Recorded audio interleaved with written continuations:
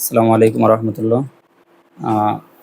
এই পরিবারে যাদেরকে নিয়ে উপস্থিত হয়েছে, এই পরিবারে মেরে ফেলার জন্য কিছু জাদু করা হয়েছিল। কোনো অশুভ শক্তি, অশুভ কোনো চক্র, কোনো মানুষ, তাদের নাম বলবো না, তারা শত্রুতা করে এই ছেলেটা যে সামনে বসা আছে, এই ছেলে এবং এর ওয়াইফকে আমরা সামনে আনি নাই। ছেলের আম্মু এবং মেয়ের আম্মু, এই দুইজনকে সামনে আনছি।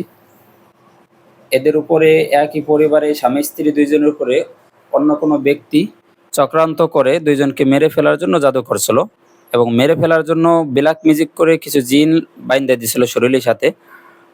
পূর্বে এই মুহূর্তে রুগী তৃতীয় কোর্সের তদবির নেওয়ার জন্য আসছে। এই মুহূর্তে রুগী আল্লাহ দিলে সম্পূর্ণ সুস্থ।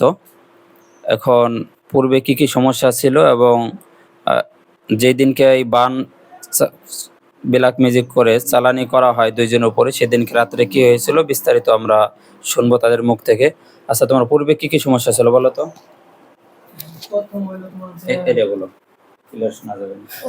প্রথম হলো তোমার যে হলো তো মানে পেটে ব্যথা, পরানো অস্থির, তারপরে মানে এক জায়গায় থা পারে না, তারপরে হাত পাও লাগিয়ে আসে, তারপরে পরানো অস্থির, কোনো কাম কাজ করা পারে না, তারপরে অজ্ঞান হয়ে যায়, দাঁত লাগিয়ে যায় পরে, তারপরে নাক দিয়ে পরে মানে সেবরি ওঠে, তারপরে দম আটকে যায়, তারপরে তোমার যে মরার ঋষি ছিল, তারপরে মানে কে দম আছে আবার কয় কে দম নাই, এরকম হয়েছে না, সুস্থ আছি।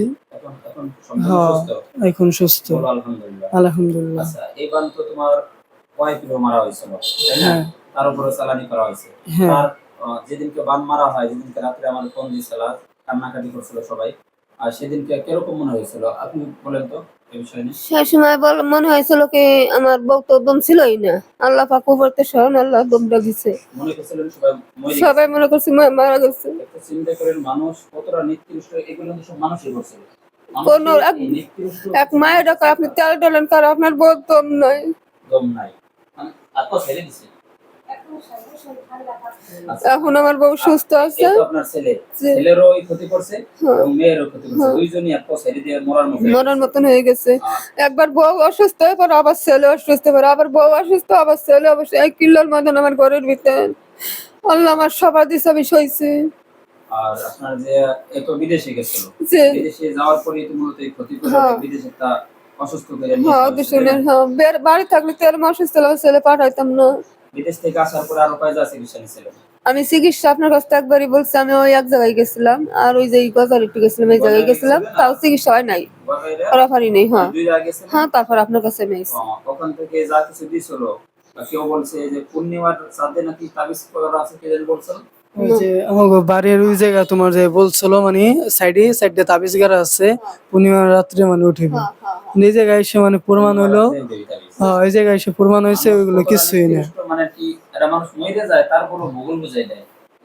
কিন্তু আমার ঘর না, আমার ঘরে যে তাবিজ করার মতন কায়দা নাই। আমার ঘর হলো পাকা ঘর, তাবিজ মারার না সিস্টেম নাই। করলে তো জিন দিয়ে ক্ষতি করলে তো মূলত তখন তাবিজ করা লাগে না, জেনেই যথেষ্ট। যথেষ্ট। আচ্ছা, আপনার তো এ ছেলে হয়, জি, আর আপনার ছেলে এবং আপনার এই ছেলের ওয়াইফ দুইজনেই মারছিল। হ্যাঁ হ্যাঁ। ছেলের ওয়াইফের নাম কি? রানী। রানী। আর ছেলের নাম কি? জুনায়েদ। জুনায়েদ। গ্রাম? গ্রাম নাগারদিয়া। নাগারদিয়া, নগরকান্দা তো না? হ্যাঁ হ্যাঁ। আচ্ছা, আপনি ছেলে, আপনার মেয়ের মা, আপনি ধরেন রোগী তদবির দেওয়ার পরে সেদিনকে যা হয়েছিল, সেদিনকে তো আপনি উপস্থিত ছিলেন, দেখছিলেন যে মানুষ শত্রুতা করে কি করছিল আপনার মেয়েরে। হ্যাঁ, আল্লাহই বাসানের মালিক, আমরা কিছু না, আমরা ওসিলা। এখন তুই তদবির সবকিছু দেওয়ার পরে করবে যে যা কিছু হয়তো আল্লাহ কিছু মাফ করছে, সব ঠিক হয়েছে আলহামদুলিল্লাহ, এখন সুস্থ আছে। সবসময় জন্য দোয়া করবে, আল্লাহ দিলে সম্পূর্ণ সুস্থ আছে, ওইটি আর কিছু না। আর পূর্বে তো আরো অনেক ব্যক্তি চিকিৎসা এখান থেকে করাইছে, যাদের চিকিৎসা করাইছেন সবাই তো ভালো হয়েছে। যাক আলহামদুলিল্লাহ, সবাই ভালো, সবাই ভালো হয়েছে আলহামদুলিল্লাহ। দোয়া করবেন এবং যে আমলগুলো দিছি আমলগুলো ঠিকঠাক মতো করবেন। হ্যাঁ, আমলগুলো ঠিক মতো করবেন। ঠিক আছে, ভালো থাকবেন সবাই।